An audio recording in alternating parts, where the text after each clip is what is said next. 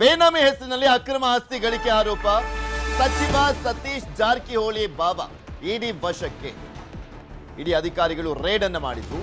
ಅಬಕಾರಿ ಹೆಚ್ಚುವರಿ ಆಯುಕ್ತ ವೈ ಮಂಜುನಾಥ್ ವಶಕ್ಕೆ ಪಡೆಯಲಾಗಿದೆ. ಬೆಂಗಳೂರಿನ ರೇಸ್ ಕೋರ್ಸ್ ರಸ್ತೆಯ ಫ್ಲಾಟ್ನಲ್ಲಿ ವಶಕ್ಕೆ ಪಡೆಯಲಾಗಿದೆ. ಇವರಿಗೆ ಸಂಬಂಧಪಟ್ಟಂತ 6 ಕಡೆ ಇಡಿ ಆಫೀಸರ್ಸ್ ರೇಡ್ ಮಾಡಿದ್ದಾರೆ. ಇವರನ್ನ ಬೆಂಗಳೂರಿನಲ್ಲಿ ವಶಕ್ಕೆ ಪಡೆಯಲಾಗಿದೆ. ರೇಸ್ ಕೋರ್ಸ್ ರಸ್ತೆಯ ಫ್ಲಾಟ್ನಲ್ಲಿ ವಶಕ್ಕೆ ಪಡೆಯಲಾಗಿದೆ. ಹವಾಲಾ ಲಿಂಕ್ ಆರೋಪದಲ್ಲಿ ವೈ ಮಂಜುನಾಥ್ ಇಡಿ ವಶಕ್ಕೆ. ಬೆಳಗಾವಿ ಸೇರಿ 6 ಕಡೆ ದಾಳಿಯನ್ನ ಮಾಡಿದ್ರು ಇಡಿ ಆಫೀಸರ್ಸ್. ಬೆಂಗಳೂರಿನಲ್ಲಿ ವಶಕ್ಕೆ ಪಡೆದು ಹೆಚ್ಚಿನ ವಿಚಾರಣೆಯನ್ನು ಮಾಡಲಾಗ್ತದೆ. ಬೆಳಗಾವಿ, ಮೈಸೂರು, ಬೆಂಗಳೂರು, ಹರಪನಹಳ್ಳಿಯ ಅರಸೀಕೆರೆಯಲ್ಲಿ ದಾಳಿಯನ್ನ ಮಾಡಿದ್ರು ಇಡಿ. ಸಚಿವ ಸತೀಶ್ ಜಾರಕಿಹೊಳಿ ಬಾವ ಆಗಬೇಕು ಮಂಜುನಾಥ್. ಸತೀಶ್ ಜಾರಕಿಹೊಳಿ ರಮೇಶ್ ಜಾರಕಿಹೊಳಿ ಅವರ ತಂಗಿಯ ಗಂಡ. ಇನ್ನು ಬಿಜೆಪಿಯ ಮಾಜಿ ಸಂಸದ ದೇವೇಂದ್ರಪ್ಪ ಅವರ ಪುತ್ರ ಅಬಕಾರಿ ಆಫೀಸರ್ ಮಂಜುನಾಥ್. ಇಡಿ ಆಫೀಸರ್ಸ್ ರೇಡ್ ಮಾಡಿದ್ರು. 6 ಕಡೆ ರೇಡ್ ಮಾಡಲಾಗಿತ್ತು. ಇವರಿಗೆ ಸಂಬಂಧಪಡುವಂತ 6 ಕಡೆ ಬೆಳಗಾವಿ, ಹರಪನಹಳ್ಳಿಯ ಅರಸೀಕೆರೆ, ಬೆಂಗಳೂರು ಇಲ್ಲೆಲ್ಲ ಕಡೆ ರೇಡ್ ಅನ್ನ ಮಾಡಿ ಈಗ ವಶಕ್ಕೆ ಪಡೆದು ವಿಚಾರಣೆ ಮಾಡಲಾಗ್ತದೆ. ಇದ್ರ ಬಗ್ಗೆ ಇನ್ನಷ್ಟು ಮಾಹಿತಿಯನ್ನ ಕೊಡ್ತಾ ಹೋಗ್ತಾರೆ ನಮ್ಮ ಬೆಳಗಾವಿಯ ಪ್ರತಿನಿಧಿ ಚಂದ್ರಕಾಂತ್ ಸುಗಂಧಿ ನಮ್ಮ ಜೊತೆ ನೇರ ಸಂಪರ್ಕದಲ್ಲಿ ಜಾಯಿನ್ ಆಗಿದ್ದಾರೆ. ಚಂದ್ರಕಾಂತ್, ಇಡಿ ರೈಡ್ ನ ವಿಚಾರಕ್ಕೆ ಸಂಬಂಧಪಟ್ಟಂತೆ ಬೆಂಗಳೂರಿನಲ್ಲಿ ಈಗ ಆಲ್ರೆಡಿ ವಶಕ್ಕೆ ಪಡೆದು ವಿಚಾರಣೆಯನ್ನ ಮಾಡಲಾಗ್ತಾ ಇದೆ. ಏನ್ ಅಪ್ಡೇಟ್ ಸಿಗ್ತಾ ಇದೆ, ಏನೆಲ್ಲ ದಾಖಲೆಗಳು ಸಿಗ್ತಾ ಇದೆ? ಪೃಥ್ವಿರಾಜ್, ಈಗ ಸದ್ಯ ಏನು ಅಧಿಕಾರಿ ಮಂಜುನಾಥ್ ಅನ್ನು ವಶಕ್ಕೆ ಪಡೆದು ಇಡಿ ಅಧಿಕಾರಿಗಳು ವಿಚಾರಣೆ ಮಾಡ್ತಿದ್ದಾರಂತ ಮಾಹಿತಿ ಇದೆ. ಬೆಂಗಳೂರಿನ ರೇಸ್ ಕೋರ್ಸ್ ರಸ್ತೆಯಲ್ಲಿರುವ ಒಂದು ಅಪಾರ್ಟ್ಮೆಂಟ್ ಒಂದರಲ್ಲಿ ಈಗ ವೈ ಮಂಜುನಾಥ್ ಇದ್ದಾರೆ ಅಂತಕ್ಕಂಥ ಮಾಹಿತಿ ಇದೆ. ಅಲ್ಲೂ ಕೂಡ ಇಡಿ ಅಧಿಕಾರಿಗಳ ತಂಡ ಭೇಟಿ ಕೊಟ್ಟಿತ್ತು. ಅಲ್ಲಿ ಈಗ ವಶಕ್ಕೆ ಪಡೆದು ವಿಚಾರಣೆಯನ್ನ ನಡೆಸ್ತಾ ಇದ್ದಾರೆ. ಬೆಳಗಾವಿಯಲ್ಲಿ ಕೂಡ ದೂರದರ್ಶನ ನಗರ ಟಿವಿ ಸೆಂಟರ್ ನಲ್ಲಿ ಇರತಕ್ಕಂಥ ಮನೆಯ ಮೇಲೆ ಬೆಳಗ್ಗೆನೆ ಇಡಿ ಅಧಿಕಾರಿಗಳು ದಾಳಿ ಮಾಡಿದ್ದು. ಈಗ ಹಿರಿಯ ಡಿವೈಎಸ್ಪಿ ಅಧಿಕಾರಿ ಕೂಡ ಈ ಒಂದು ಮನೆಗೆ ನಿವಾಸಕ್ಕೆ ಭೇಟಿ ಕೊಟ್ಟಿದ್ದಾರೆ. ಏನು ಕೇಂದ್ರ ಭದ್ರತಾ ಪಡೆಯ ಸಹಾಯದೊಂದಿಗೆ ಇವತ್ತು ದಾಳಿಯನ್ನು ಮಾಡಲಾಗಿದೆ. ಸ್ಥಳೀಯ ಪೊಲೀಸರಿಗೆ ಯಾವುದಕ್ಕೂ ಕೂಡ ಇಡಿ ಅಧಿಕಾರಿಗಳು ಮಾಹಿತಿಯನ್ನು ಕೊಟ್ಟಿಲ್ಲ. ಬೆಳಗಾವಿ, ಬಳ್ಳಾರಿ, ಮೈಸೂರು ಸೇರಿದಂತೆ ಬೆಂಗಳೂರು ಸೇರಿದಂತೆ ಒಟ್ಟು 6 ಕಡೆಗಳಲ್ಲಿ ದಾಳಿ ನಡೆದಿರತಕ್ಕಂಥದ್ದು. ಮಂಜುನಾಥ್ ಸಚಿವ ಸತೀಶ್ ಜಾರಕಿಹೊಳಿ ಸಂಬಂಧಿ ಆದರೆ ಮತ್ತೊಂದು ಕಡೆ ಏನು ಬಳ್ಳಾರಿಯ ಮಾಜಿ ಸಂಸದ ದೇವೇಂದ್ರಪ್ಪ ಅವರ ಪುತ್ರ ಅಂತಕ್ಕಂಥದ್ದು ಈಗ ಎಲ್ರಿಗೂ ಗೊತ್ತಿರುವಂಥದ್ದು.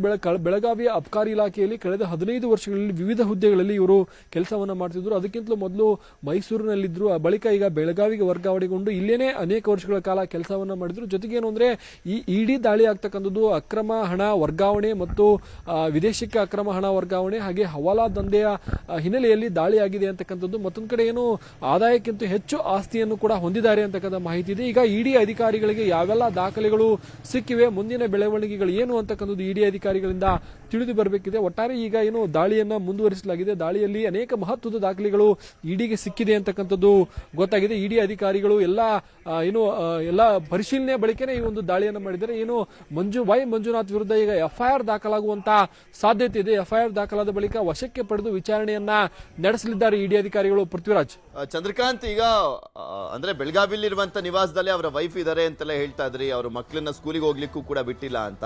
ಅಂದ್ರೆ ಎಷ್ಟು ವರ್ಷದ ಮಕ್ಕಳು? ಈಗೇನಾದ್ರು ಹೊರಗಡೆ ಹೋದ್ರ ಮಕ್ಕಳು ಅಥವಾ ಇನ್ನು ಹೊರಗಡೆನೆ ಬಂದಿಲ್ವಾ? ಅಧಿಕಾರಿಗಳು ಇನ್ನೂ ಕೂಡ ಅಲ್ಲಿ ಪರಿಶೀಲನೆಯನ್ನ ಮಾಡ್ತಾನೆ ಇದ್ದಾರಾ ಬೆಳಗಾವಿಯಲ್ಲಿ?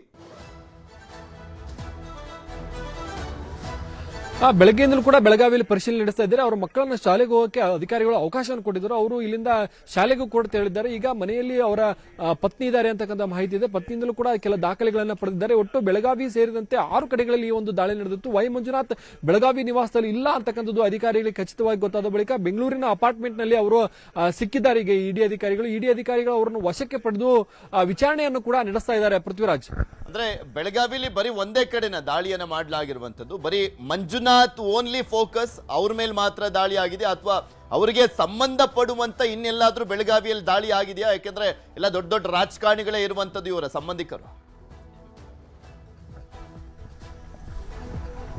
ಪೃಥ್ವಿರಾಜ್, ಬೆಳಗಾವಿಯಲ್ಲಿ ಕೇವಲ ಈ ಒಂದು ಮಂಜುನಾಥ್ ಅವರ ಮನೆ ಮೇಲೆ ಅಷ್ಟೇ ದಾಳಿಯಾಗಿದೆ. ಮಂಜುನಾಥ್ಗೆ ಸೇರಿದಂತಹ ಯಾವುದೇ ಅಪಾರ್ಟ್ಮೆಂಟ್ಗಳ ಮನೆ ಮೇಲೆ ದಾಳಿ ಆಗಿಲ್ಲ. ಇದು ಬೆಂಗಳೂರಿನಲ್ಲಿ ಅವರ ಅಪಾರ್ಟ್ಮೆಂಟ್ ಮತ್ತು ಮೈಸೂರಿನಲ್ಲಿ ಇರತಕ್ಕಂಥ ಅವರ ಸಂಬಂಧಿಕರು, ಸ್ನೇಹಿತರು ಮನೆ. ಹಾಗೇನೆ ಅವರ ಮೂಲತಃ ಇವರು ಬಳ್ಳಾರಿ ಜಿಲ್ಲೆಯ ಹರಪನಹಳ್ಳಿ ತಾಲೂಕಿನ ಅರಸೀಕೆರೆ ಗ್ರಾಮದವರಾಗಿದ್ದು, ಅರಸೀಕೆರೆ ಗ್ರಾಮದ ಮನೆಗಳು ಮತ್ತು ಅರಸೀಕೆರೆಯ ಅವರ ಸ್ನೇಹಿತನ ಮನೆ ಮೇಲೂ ಕೂಡ ದಾಳಿಯಾಗಿದೆ ಅಂತಕ್ಕಂಥ ಮಾಹಿತಿಗಳು ಲಭ್ಯವಾಗಿವೆ. ಆದರೆ ಇವರಿಗೆ ಸಂಬಂಧಿಸಿದಂತಹ ಇವರ ಸಂಬಂಧಿಗಳ ಮನೆ ಮೇಲೆ ಕೂಡ ಬೆಳಗಾವಿಯಲ್ಲಿ ಯಾವುದೇ ರೀತಿ ದಾಳಿಯಾಗಿಲ್ಲ. ಇವರು ಸತೀಶ್ ಜಾರಕಿಹೊಳಿ ಜಾರಕಿಹೊಳಿ ಅವರ ಅಳಿಯ ಆಗಿದ್ದು. ಇನ್ನು ಬೆಳಗಾವಿಯಲ್ಲಿ ಕೂಡ ಈ ಹಿಂದೆ ಕೂಡ ಲೋಕಾಯುಕ್ತ ದಾಳಿಯಾಗಿತ್ತು ಅಂತಕ್ಕಂಥ ಮಾಹಿತಿಗಳು ಲಭ್ಯವಾಗಿವೆ. ಪೃಥ್ವಿರಾಜ್.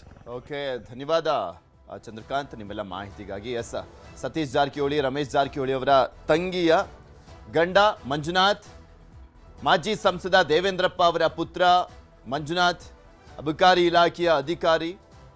ಹವಾಲಾ ಹಣ ವರ್ಗಾವಣೆಯ ವಿಚಾರಕ್ಕೆ ಸಂಬಂಧಪಟ್ಟಂತೆ ಇನ್ನೂ ಸಾಕಷ್ಟು ವಿಚಾರಗಳಿಗೆ ಸಂಬಂಧಪಟ್ಟಂತೆ ಇಡಿ ಅಧಿಕಾರಿಗಳು, ಜಾರಿ ನಿರ್ದೇಶನಾಲಯದ ಅಧಿಕಾರಿಗಳು ದಾಳಿಯನ್ನ ಮಾಡಿದ್ದಾರೆ. ಇವರಿಗೆ ಸಂಬಂಧಪಡುವಂತ 6 ಕಡೆ ದಾಳಿಯನ್ನ ಮಾಡಲಾಗಿದೆ. ಬೆಳಗಾವಿ, ವಿಜಯನಗರ, ಬೆಂಗಳೂರು, ಮೈಸೂರು ಇಲ್ಲೆಲ್ಲ ಕಡೆ ದಾಳಿಯನ್ನ ಮಾಡಲಾಗಿದೆ.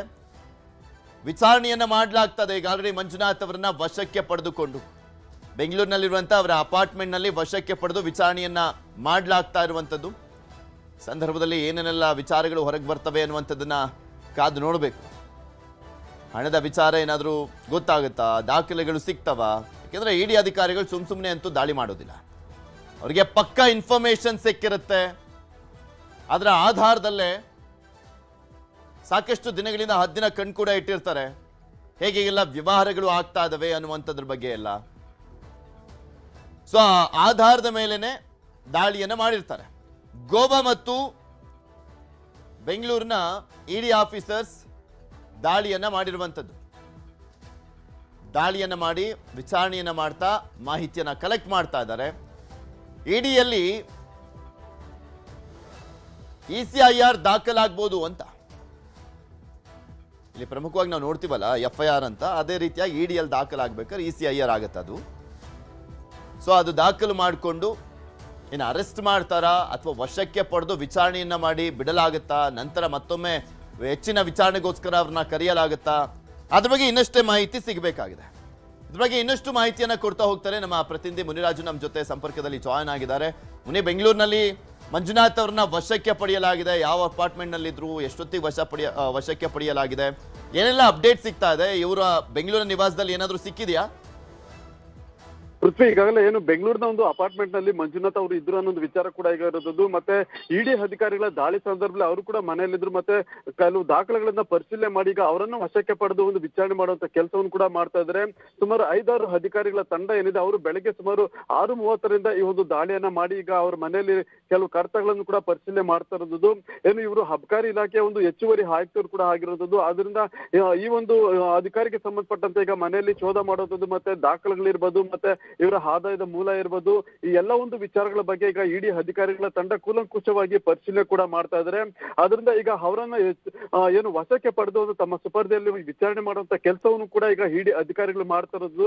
ಒಂದ್ ವೇಳೆ ಏನಾದ್ರು ಹೆಚ್ಚುವರಿಯಾಗಿ ಏನು ಆದಾಯಕ್ಕೂ ಮೀರಿ ಏನಾದ್ರು ಆಸ್ತಿ ಗಳಿಕೆ ಅಥವಾ ಬೇರೆ ಏನಾದ್ರು ಸಂಶಯಾಸ್ಪದ ಒಂದು ಆಸ್ತಿ ಸಂಬಂಧಪಟ್ಟಂತೆ ಏನಾದ್ರು ದಾಖಲೆಗಳು ಪತ್ತೆಯಾದ ಬಳಿಕ ಅವ್ರ ಮೇಲೆ ಕೂಡ ಒಂದು ಕಾನೂನು ರೀತಿ ಯಾವ ರೀತಿ ಕ್ರಮ ಕೈಗೊಳ್ಳಬಹುದು ಅನ್ನೋದ್ರ ಬಗ್ಗೆ ಕೂಡ ಇಡಿ ಅಧಿಕಾರಿಗಳು ನಿರ್ಧಾರ ಮಾಡುವಂತ ಸಾಧ್ಯತೆ ಇದೆ. ಸದ್ಯ ಈಗಾಗಲೇ ಕಳೆದ 3-4 ಗಂಟೆಗಳಿಂದಲೂ ಕೂಡ ಅವರ ಮನೆಯಲ್ಲಿ ಈಗ ಶೋಧ ಮತ್ತೆ ಕಡತಗಳನ್ನ ಪರಿಶೀಲನೆ ಮಾಡುವಂತ ಕೆಲಸ ನಡೀತಾ ಇದೆ. ಖುದ್ದು ಅವರ ಸಮ್ಮುಖದಲ್ಲೇ ಈ ಒಂದು ತನಿಖೆ ಕೂಡ ಮಾಡ್ತಾ ಇರೋದ್ರಿಂದ ಅವರನ್ನ ವಶದಲ್ಲೇ ಇರಿಸಿಕೊಂಡು ಒಂದು ವಿಚಾರಣೆ ಕೂಡ ಮಾಡ್ತಾ ಇದ್ದಾರೆ. ಪೃಥ್ವಿ, ಇಲ್ಲಿ ಪ್ರಮುಖವಾಗಿ ಹವಾಲಾ ದಂಧೆಯ ವಿಚಾರಕ್ಕೆ ಸಂಬಂಧಪಟ್ಟಂತೆ ಮೇನ್ ಆಗಿ ದಾಳಿಯನ್ನ ಮಾಡಲಾಗಿದೆ ಅಂತ ಹೇಳಲಾಗ್ತಾ ಇರುವಂತದ್ದು. ಅದ್ರ ಬಗ್ಗೆ ಏನಾದ್ರು ಮಾಹಿತಿ ಸಿಗ್ತಾ ಇದೆಯಾ ಮುನಿರಾಜು? ಎಷ್ಟು ಟ್ರಾನ್ಸಾಕ್ಷನ್, ಎಷ್ಟು ಕೋಟಿ, ಮತ್ತೊಂದ್ ಕಡೆ ಮನೆಯಲ್ಲಿ ಆ ರೀತಿಯಾದಂತ ದಾಖಲೆಗಳು? ಪೃಥ್ವಿ, ಈಗಾಗಲೇ ಏನು ಇಡಿ ಅಧಿಕಾರಿಗಳ ದಾಳಿ ಸಂದರ್ಭದಲ್ಲಿ ಅವರ ಆದಾಯ ಇರ್ಬೋದು, ಮತ್ತೆ ಬೇರೆ ಬೇರೆ ಒಂದು ಮೂಲಗಳಿಂದ ಯಾವ ರೀತಿ ಅವರಿಗೆ ಆದಾಯ ಬರ್ತಾ ಇದೆ ಅನ್ನೋದ್ರ ಬಗ್ಗೆ ಕೂಡ ತನಿಖೆ ಮಾಡ್ತಾ ಇರೋದು. ಯಾಕಂದ್ರೆ ಈಗಾಗಲೇ ಅವರ ಏನು ಸರ್ಕಾರಿ ಸಂಬಳಕ್ಕೆ ಸಂಬಂಧಪಟ್ಟಂತೆ ಇರ್ಬೋದು, ಮತ್ತೆ ಬೇರೆ ರೀತಿಯ ಒಂದು ಆದಾಯಗಳಿಗೆ, ವ್ಯವಹಾರಗಳಿಗೆ ಸಂಬಂಧಪಟ್ಟಂತೆ ಕೂಡ ಪ್ರತಿಯೊಂದು ಕಡತವನ್ನು ಕೂಡ ಪರಿಶೀಲನೆ ಮಾಡ್ತಾರೆ. ಈ ಸಂದರ್ಭದಲ್ಲಿ ಏನು ಹವಾಲಾ ಟ್ರಾನ್ಸಾಕ್ಷನ್ಗೆ ಏನಾದ್ರು ದಾಖಲೆಗಳು ಅಥವಾ ಹೆಚ್ಚುವರಿ ಹಣ ಏನಾದ್ರು ಪತ್ತೆಯಾದ ಸಂದರ್ಭದಲ್ಲಿ ಅದನ್ನು ಯಾವ ರೀತಿ ಗಳಿಕೆ ಮಾಡಿದ್ರು, ಮತ್ತೆ ಅದರ ಒಂದು ಆದಾಯದ ಮೂಲಗಳು ಯಾವುದು ಅನ್ನೋದ್ರ ಬಗ್ಗೆ ಕೂಡ ಇಡಿ ಅಧಿಕಾರಿಗಳು ಪ್ರಶ್ನೆಯನ್ನ ಮಾಡ್ತಾರೆ. ಈ ಒಂದು ಸಂದರ್ಭದಲ್ಲಿ ಅದಕ್ಕೆ ಸಂಬಂಧಪಟ್ಟಂತ ಸೂಕ್ತ ದಾಖಲೆಗಳು ಮತ್ತೆ ಉತ್ತರವನ್ನು ಕೂಡ ಕೊಡಬೇಕಾಗುತ್ತೆ. ಒಂದ್ ವೇಳೆ ಏನಾದ್ರೂ ಅದಕ್ಕೆ ಪೂರಕವಾದ ಒಂದು ದಾಖಲೆಗಳು ಸಲ್ಲಿಕೆ ಆಗದ ಬಳಿಕ ಇಡಿ ಅಧಿಕಾರಿಗಳು ಆ ಒಂದು ಹಣವನ್ನ ಅಕ್ರಮ ಸಂಪಾದನೆ ಅಂತ ಹೇಳಿ ಪರಿಗಣನೆ ಮಾಡಿ ಅದನ್ನು ಕೂಡ ತನಿಖೆಗೆ ಒಂದು ಒಳಪಡಿಸುವಂತದ್ದು ಕೂಡ ಹೆಚ್ಚಾಗಿರುತ್ತೆ. ಸದ್ಯ ಈ ಒಂದು ಅವ್ರ ಮನೆಯಲ್ಲಿರುವಂತಹ ಕಡತಗಳಿರ್ಬೋದು, ಮತ್ತೆ ಅವರು ಎಷ್ಟು ದಿನಗಳಿಂದ ಒಂದು ಸರ್ಕಾರಿ ಕೆಲಸಕ್ಕೆ ಸೇರಿದ್ದಾರೆ, ಮತ್ತೆ ಎಷ್ಟು ಅವಧಿಯಲ್ಲಿ ಸಂಬಳ ಸಂಬಳವನ್ನ ಪಡಿತಾ ಇದ್ದಾರೆ ಅನ್ನೋದ್ರ ಬಗ್ಗೆ ಕೂಡ ಸಂಪೂರ್ಣ ತನಿಖೆಯನ್ನ ಈಗ ಇಡಿ ಅಧಿಕಾರಿಗಳು ಮಾಡ್ತಾ ಇದ್ದಾರೆ ಪೃಥ್ವಿ. ಓಕೆ, ಧನ್ಯವಾದ ಮುನಿರಾಜು ನಿಮ್ಮೆಲ್ಲ ಮಾಹಿತಿಗಾಗಿ. ನೆಕ್ಸ್ಟ್ ಬಳ್ಳಾರಿಗೆ ಹೋಗೋಣ. ಬಳ್ಳಾರಿಯಿಂದ ನೇರ ಸಂಪರ್ಕದಲ್ಲಿ ಜಾಯ್ನ್ ಆಗ್ತಾರೆ ನಮ್ಮ ಪ್ರತಿನಿಧಿ ಬಸವರಾಜ್. ಇವರ ಊರು ಅರಸೀಕೆರೆ, ಅಲ್ಲಿ 2 ಕಡೆ ಏನೋ ದಾಳಿ ಆಗಿದೆ ಅನ್ನುವಂಥದ್ರ ಬಗ್ಗೆ ಮಾಹಿತಿ ಸಿಗ್ತಾ ಇದೆ. ಅಲ್ಲಿ ಯಾರಿದ್ದಾರೆ, ಏನ್ ಮಾಹಿತಿ ಸಿಗ್ತಾ ಇದೆ ಈ ದಾಳಿ ವಿಚಾರಕ್ಕೆ ಸಂಬಂಧಪಟ್ಟಂತೆ? ಪೃಥ್ವಿರಾಜ್, ಬಳ್ಳಾರಿ ವಿಜಯನಗರ ಅವಳಿ ಜಿಲ್ಲೆಯ ಮಾಜಿ ಸಂಸದರಾಗಿರ್ತಕ್ಕಂಥ ವೈ ದೇವೇಂದ್ರಪ್ಪ ಅವರ ಪುತ್ರ ಅಂದ್ರೆ ವೈ ಮಂಜುನಾಥ್ ಅವರು ಬೆಳಗಾವಿಯ ಹೆಚ್ಚುವರಿ ಅಬಕಾರಿ ಆಯುಕ್ತ ಇರ್ತಕ್ಕಂಥ ಹಿನ್ನೆಲೆಯಲ್ಲಿ ಈಗಾಗಲೇ ಬೆಳಗ್ಗೆ ಇಡಿ ಅಧಿಕಾರಿಗಳು ಕೂಡ ದಾಳಿ ಮಾಡಿರ್ತಕ್ಕಂಥದ್ದು. ಈಗಾಗಲೇ ರಾಜ್ಯದ ಒಟ್ಟು 6 ಕಡೆ ದಾಳಿಯಾಗಿರ್ತಕ್ಕಂಥದ್ದು. ಈ ಪೈಕಿ ಅವರ ಸ್ವಗ್ರಾಮ ಆಗಿರ್ತಕ್ಕಂಥ ಹರಪನಹಳ್ಳಿ ತಾಲೂಕಿನ ಅರಸೀಕೆರೆ ಗ್ರಾಮದಲ್ಲಿ ಕೂಡ ದಾಳಿಯಾಗಿರ್ತಕ್ಕಂಥದ್ದು. 2 ನಿವಾಸದ ಮೇಲೆ ಕೂಡ ದಾಳಿಯಾಗಿರ್ತಕ್ಕಂಥದ್ದು. ಇಡಿ ಅಧಿಕಾರಿಗಳು 2 ಕಾರಲ್ಲಿ ಬಂದು ಈಗಾಗಲೇ ಬೆಳಿಗ್ಗೆ 5:30ಕ್ಕೆ ದಾಳಿ ನಡೆಸಿ ದಾಖಲಾತಿಗಳನ್ನು ಕೂಡ ಸಂಗ್ರಹ ಮಾಡ್ತಿರ್ತಕ್ಕಂಥದ್ದು. ಜೊತೆಗೆ ಅವರ ತಂದೆ ಆಗಿರ್ತಕ್ಕಂಥ ವೈ ದೇವೇಂದ್ರಪ್ಪ ಅವರನ್ನು ಕೂಡ ವಿಚಾರಣೆ ಮಾಡ್ತಾ ಇದ್ದಾರೆ ಅನ್ನೋ ಮಾಹಿತಿ ಕೂಡ ಸಿಗ್ತಾ ಇದೆ. ಯಾಕೆಂತಂದ್ರೆ ಮಂಜುನಾಥ್ ಮೇಲೆ ಸಾಕಷ್ಟು ಆರೋಪಗಳು ಕೂಡ ಹಿಂದಿನಿಂದ ಕೂಡ ಕೇಳಿ ಬಂದಿರತಕ್ಕಂಥ ಹಿನ್ನೆಲೆಯಲ್ಲಿ ಇಡಿ ದಾಳಿ ಸಾಕಷ್ಟು ಮಹತ್ವವನ್ನು ಕೂಡ ಪಡೆದುಕೊಂಡಿರ್ತಕ್ಕಂಥದ್ದು. ಯಾಕೆಂದ್ರೆ ಈ ಹಿಂದೆ ಕೂಡ ಸಾಕಷ್ಟು ಲೋಕಾಯುಕ್ತ ದಾಳಿ ಕೂಡ ಇವರ ಮೇಲೆ ಕೂಡ ಆಗಿರ್ತಕ್ಕಂಥದ್ದು. ಈಗ ಇಡಿ ದಾಳಿ ಸಾಕಷ್ಟು ಪ್ರಮುಖವನ್ನು ಪಡ್ಕೊಂಡಿರ್ತಕ್ಕಂಥದ್ದು. ಆದ್ರೆ ಇಲ್ಲಿ ಏನಾದ್ರು ದಾಖಲಾತಿಗಳು ಸಿಗ್ತಾವ ಅಥವಾ ಇಲ್ಲಿ ಏನಾದ್ರು ಬೇರೆ ಬೇರೆ ಆಸ್ತಿ ವಿಚಾರಕ್ಕೆ ಸಂಬಂಧಪಟ್ಟಂಗೆ ಆ ರೀತಿಯ ಒಂದು ದಾಖಲಾತಿಗಳು ಸಿಗ್ತಾವ ಅನ್ನೋ ಸಂಬಂಧಪಟ್ಟಂಗೆ ಕೂಡ ಅವರ ಸ್ವಗ್ರಾಮದಂತ ಅರಸೀಕೆರೆ ಗ್ರಾಮದಲ್ಲಿ ಕೂಡ ಈಗ ಪರಿಶೀಲನೆ ಕೂಡ ಮಾಡ್ತಾ ಇದ್ರು. ಇಲ್ಲಿರ್ತಕ್ಕಂಥವರ ತಂದೆ ಕುಟುಂಬ ಸದಸ್ಯರನ್ನು ಕೂಡ ಇಡಿ ಅಧಿಕಾರಿಗಳು ವಿಚಾರಣೆ ಮಾಡ್ತಾ ಇದ್ದಾರೆ ಅನ್ನೋ ಮಾಹಿತಿ ಸಿಗ್ತಾ ಇದೆ. ಅಂದ್ರೆ ಈಗ ದಾಳಿ ಆಗಿದೆಯಲ್ಲ ಮಂಜುನಾಥ್ ನಿವಾಸ, ಅಂದ್ರೆ ದೇವೇಂದ್ರಪ್ಪ ಅವರ ನಿವಾಸ, ಅವರು ಅಲ್ಲೇ ಇದ್ರು, ಅವರನ್ನು ಕೂಡ ಅಲ್ಲೇ ವಿಚಾರಣೆ ಮಾಡ್ಲಾಗ್ತಾ ಇದೆಯಾ? ಹೌದು, ಅರಸೀಕೆರೆ ವೈ ದೇವೇಂದ್ರಪ್ಪ ಮಾಜಿ ಸಂಸದರೇನಾದ್ರೆ ಇವರ ಸ್ವಂತ ಗ್ರಾಮ ಆಗಿರ್ತಕ್ಕಂಥದ್ದು ಹರಪನಹಳ್ಳಿ ತಾಲೂಕಿನ ಅರಸೀಕೆರೆ ಗ್ರಾಮ. ಅವರು ಕೂಡ ಮಾಜಿ ಸಂಸದ ದೇವೇಂದ್ರಪ್ಪ ಅವರು ಕೂಡ ನಿವಾಸದಲ್ಲಿದ್ದಾರೆ ಅನ್ನೋ ಮಾಹಿತಿ ಸಿಗ್ತಾ ಇದೆ. ಅಷ್ಟರಲ್ಲಿ ಕೂಡ ಇಡಿ ಅಧಿಕಾರಿಗಳು ಅವರನ್ನ ಕೂಡ ವಿಚಾರಣೆ ಮಾಡ್ತಾ ಇದ್ದಾರೆ ಅನ್ನೋ ಮಾಹಿತಿ ಈಗ ಸಿಗ್ತಾ ಇದೆ ಪೃಥ್ವಿರಾಜ್. ಓಕೆ, ಅಂದ್ರೆ ಇಲ್ಲಿ ಯಾವೆಲ್ಲ ವಿಚಾರಗಳಿಗೆ ಸಂಬಂಧಪಟ್ಟಂತೆ ಅನ್ನುವಂಥದ್ರ ಬಗ್ಗೆ ಇನ್ನೂ ಕ್ಲಾರಿಟಿ ಸಿಕ್ಕಿಲ್ಲ ಅಂತ ಕಾಣಿಸುತ್ತೆ ECIR ದಾಖಲಾಗೋವರೆಗೂ.